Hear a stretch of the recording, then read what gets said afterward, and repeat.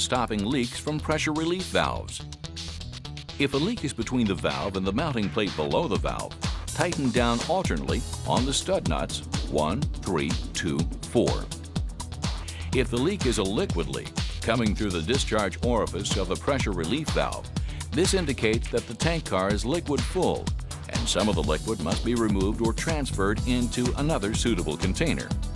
If the tank pressure is below the valve setting and gas is leaking through the discharge orifice of the pressure relief valve, and the valve is an internal style with a spoke top guide, and the springs and other parts extend down through a hole in the cover plate into the car, replacing the O-ring that sealed the valve will probably stop the leak.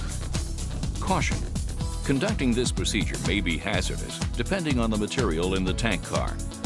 Maintenance personnel should be carefully trained before being permitted to perform the following procedure on a pressure relief valve mounted on a pressurized tank. Remove the top seal wire. Remove the 4 top guide nuts and situate them so they won't be lost. Mark the top guide and body with a vertical line to allow the top guide to be reinstalled in the same orientation.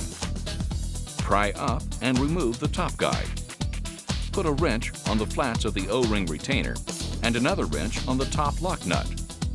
Hold the retainer in place to prevent it from rotating while backing off and removing the top lock nut. Caution: replace retainer. Replace the retainer with the retainer in the kit that has epoxied O-rings. If valve leakage continues, cap the valve with a cover can.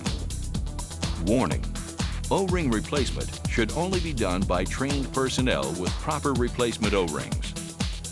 Remove the retainer and look carefully for nicks, rust, scale, solidified product, and other foreign material on the valve seat.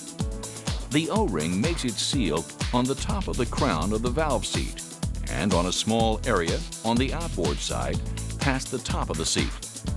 Use emery paper 400 grit to clean this surface, then wipe away any loose residue.